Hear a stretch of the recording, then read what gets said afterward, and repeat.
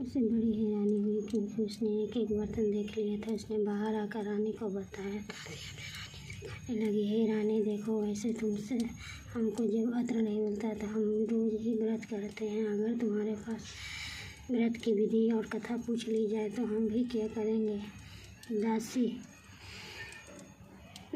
के कहने पर रानी ने अपनी बहन से बृहस्पति व्रत के बारे में पूछा। उसकी बहन ने बताया, हे रानी, आप बहन बृहस्पति को सूर्योदय से पहले उठ होकर बृहस्पति का व्रत करना चाहिए। उस दिन सिर नहीं धोना चाहिए। बृहस्पति के व्रत में चने की दाल और मुनक्का से विष्णु भगवान का केले के वृक्ष के पेड़ में पूजन करेगा तथा दीप जलावे। उस दिन एक ही समय भोजन करे। भोजन पीले खाद्य पदार्थ का करे तथा सुने। इस प्रकार करने से गुरु भगवान प्रसन्न होते हैं, अन्न पुत्र धन देते हैं, मनोकामना पूर्ण होते हैं। व्रत रानी की बहन घर लौट गई। रानी और दासी दोनों ने निश्चय किया कि बृहस्पति देव भगवान का पूजन जरूर करेंगे। 7 दिन बाद जब बृहस्पतिवार आया तो उन्होंने व्रत रखा। गौशाला में जाकर चना और गुड़ बिना लाए तथा उसके दाल से केले के व्रत किया था। कारण बृहस्पति भगवान प्रसन्न थे। एक साधारण व्यक्तिगण के रूप में वे तो थालों में सुंदर मिला कराए और दासी को देकर बोले, हे दासी, यहाँ पर भोजन तुम्हारे और रानी के लिए। तुम दोनों के लाने के बारे में कुछ पता नहीं था। वैसे तुमसे कोई बात छिपी नहीं है। हे दासी, यह भोजन तुम्हारे और रानी के लिए। तुम दोनों करना। दासी भोजन पाकर बड़ी पसंद हुई। रानी से बोले, रानी, भोजन कर लो। रानी को भोजन आने के बारे में कुछ पता नहीं था। वैसे तुमसे पता नहीं था, इसलिए वह दासी बोली, जा तू ही भोजन कर, क्योंकि तुम हमारी व्यर्थ में हंसी उड़ाती है। एक व्यक्ति भोजन दे गया। रानी कहने लगी, वह भोजन तेरे लिए दे गया है, तू ही भोजन कर। दासी ने कहा, वह व्यक्ति हम दोनों के लिए 2 थालों में भोजन दे गया, इसलिए मैं और आप दोनों साथ में गुरु भगवान को नमस्कार कर भोजन आरंभ किया। जय बृहस्पति भगवान, जय लक्ष्मी भगवान जी। उसके बाद से वे प्रत्येक बृहस्पति को गुरु का पूजन करने लगे। बृहस्पति भगवान की कृपा से उनके पास धन हो गया, परंतु रानी पहले की तरह आलस्य करने लगी। देवता से बोली, देखो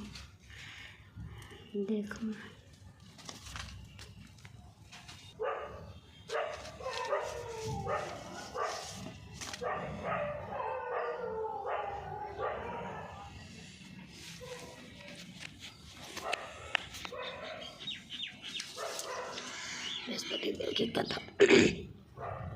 प्राचीन काल में एक बहुत ही निर्धन ब्राह्मण तथा उसके थी। नित्य पूजा पाठ करता, परंतु उसकी रानी बहुत मलिनता के साथ रहती थी।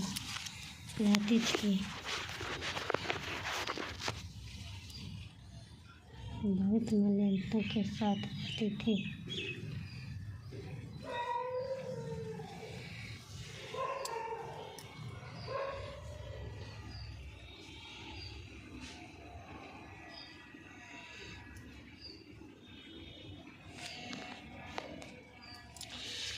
बड़ी मलिनता के साथ रहती थी। नित्य पूजा पाठ करता, परंतु उसकी रानी बहुत मलिनता के साथ रहती थी। तो न किसी देवता का पूजन करती थी। प्रातः काल उठते ही सर्वप्रथम भोजन करती, बाद में कोई काम काज करती थी। ब्राह्मण देवता बहुत दुखी रहते थे।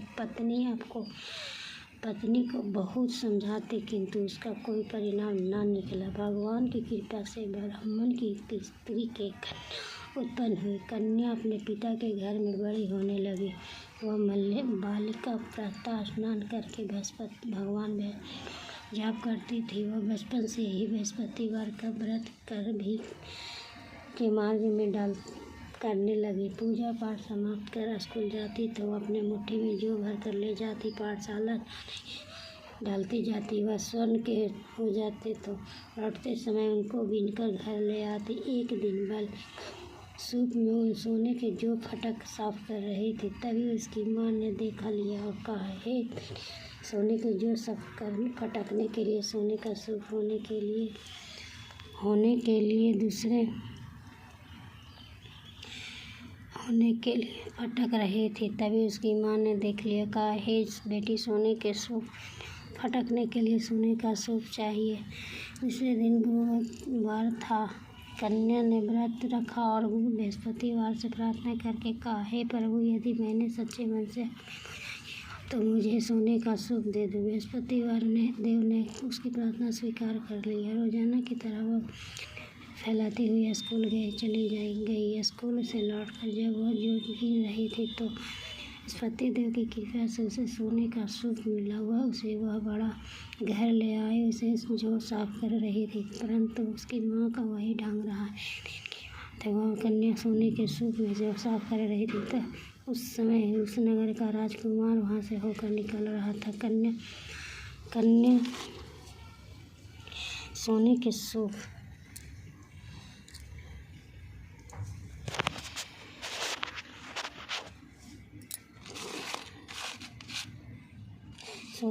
फाटक साफ कर रही थी। तभी उसकी माँ ने देख लिया तो कहा, सोने का सूप दे दो। बृहस्पति देव ने प्रार्थना स्वीकार कर लिया। सोने फैलाती हुई स्कूल चली गई। स्कूल से लौटकर जब वह जो गिन रही थी तो बृहस्पति देव की कृपा से उसे सोने का सूप मिला। उसे आई और उसे साफ करने लगी, परंतु उसकी माँ का वही ढंग रहा। एक दिन की बात, वह कन्या सोने का सूप साफ कर रही थी।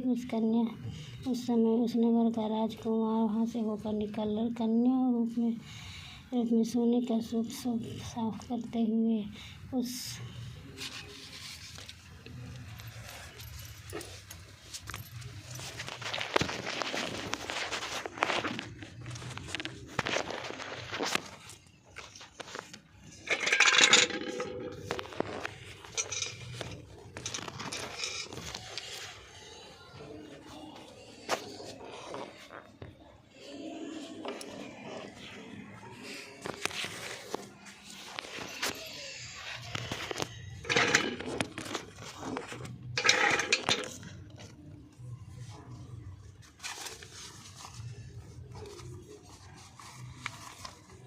बोले, हे बेटा, तुम्हें किस बात का कष्ट हो? किसने अपना अपमान किया है अथवा कोई और कारण है? मैं बताओ, मैं वही करूँगा जिसे पसंद हो। राजकुमार ने अपने पिता की बातें सुनी। वह बोला, मुझे आपकी कृपा से किसी बात का चिंता नहीं है। मेरा अपमान कोई नहीं किया है। मैं उस लड़की से विवाह करना चाहता हूँ जो सोने के सूप कर रही थी। उस राजा के आश्चर्य में पड़ गया और बोला, हे बेटा, उस कन्या का पता तुम ही लगाओ। उसके साथ तुम्हारा विवाह अवश्य करवा दूंगा। राजकुमार ने उस राजा से उस लड़की के घर पता बतलाया। मंत्री उस लड़की का घर गया और राजा का आदेश ब्राह्मण की कन्या का विवाह राजकुमार के साथ संपन्न हो गया। कन्या के घर से जाते होके ब्राह्मण देवता के पहले भली भांति गृह निवास हुआ। बेटी ने पिता की दुख की अवस्था को देखा और अपनी माँ का समाचार पूछा। ब्राह्मण ने सभी हाल कहा है। कन्या ने बहुत सा धन देकर अपने पिता विदा कर दिया। इस तरह इस ब्राह्मण का कुछ समय व्यतीत हुआ, लेकिन उस दिन फिर वही हाल हो गया। ब्राह्मण फिर अपनी कन्या के यहाँ गया और सभी हाल गरीब दूर हो गया। कहा तो पुत्री बोली, हे पिताजी, आप माताजी को यहाँ पर ले आओ, विधि बता दूंगा। जिसे अपनी माँ को समझाने लगी, हे माँ, तुम प्रातःकाल उठकर स्नान आदि से विष्णु भगवान का पूजन करो तो दरिद्रता दूर हो जाएगी। परंतु उसकी माँ एक बात नहीं मानी। वह प्रातःकाल उठकर अपनी पुत्री का बच्चा जूठा खा लेती। एक दिन उसकी पुत्री को बहुत गुस्सा आया। उसे एक बार कटोरी से सारा सामान निकाल दिया और उसने अपनी माँ को उसमें बंद कर दिया। उसने तथा स्नान करके नदी से पूजा पाठ करवाया तो व्रत रखने लगी। इस व्रत के प्रभाव से उसकी माँ भी बहुत धनवान हो गई। बृहस्पति देवता के प्रभाव से सुखपूर्वक इस लोक का सुख भोग स्वर्ग को प्रातः उठकर इस धीरे धीरे समय व्यतीत होने पर भी बृहस्पतिवार आया। राजा जंगल से लकड़ी काट कर लाता किसी दिन शहर में बेचने लगा। दिन अधिक धन मिला। राजा ने चना गुड़ आदि लाकर हुआ तो बृहस्पति भगवान नाराज हो गए। उस दिन नगर के राजा ने विशाल यज्ञ कराया आयोजन किया तथा अपने समस्त घोषणा करवा दी। कोई भी मनुष्य अपने घर में भोजन बनवाया तथा अगर ना जलाए तो समस्त लोग मेरे यहाँ भोजन करने आ गया उसकी फांसी की सजा दी जाएगी। राजा ने के अनुसार राजा के सभी वासी राज के भोज में सम्मिलित हुए, लेकिन लकड़हारे कुछ देर बाद पहुँचे, इसलिए उसको अपने साथ महल में ले आए। जब राजा लकड़हारों को भोजन ले करा रहे थे तो रानी की दृष्टि उस खूंटी पर पड़ी जिस पर उसका हार लटका हुआ था। उसे हार खूंटी पर लटका दिखाई नहीं दिया। रानी को निश्चय हो गया कि मेरा हार इसी ने चुरा लिया। उसी समय सैनिक बुलवाकर उसको जेल में डलवा दिया। जब लकड़हारों को जेलखाने में दरवाजे याद करने लगा तो जंगल में मिला तथा तत्काल बृहस्पति साधु का रूप में प्रकट हो गया और प्रार्थना को जब अब चिंता मत कर, बृहस्पति दिन जलखाने दरवाजे 4 पैसे ले लेंगे तो उसे दीवार की पूजा करना, तो मेरे सभी दूर हो जाएंगे। बृहस्पति उसे जेल के दरवाजे पर भिक्षा मांगे पैसे मिले। राजा ने समय मांगा करता था। कथा पश्चात रात्रि में बृहस्पति देव ने नगर के राजा को स्वप्न में कहा, हे इस आदमी को जेलखाने में बंद कर दिया, उसे निर्दोष है वह राजा, उसे छोड़ कर देना। रानी का हाल उसी खूंटी पर लटका हुआ, अगर तू ऐसा न करे। जय बृहस्पति भगवान के लीला सकुन पार है। भगवान जी दया कर, नारायण लक्ष्मी भगवान जी दया कर, भगवान जी सब कुछ तो हर देन हमको, भगवान जी दया कर। तुलसी मैया है, नारायण लक्ष्मी भगवान जी की जय, भगवान की जय। जय जय सिया राम, जय बृहस्पति भगवान, जय सिया।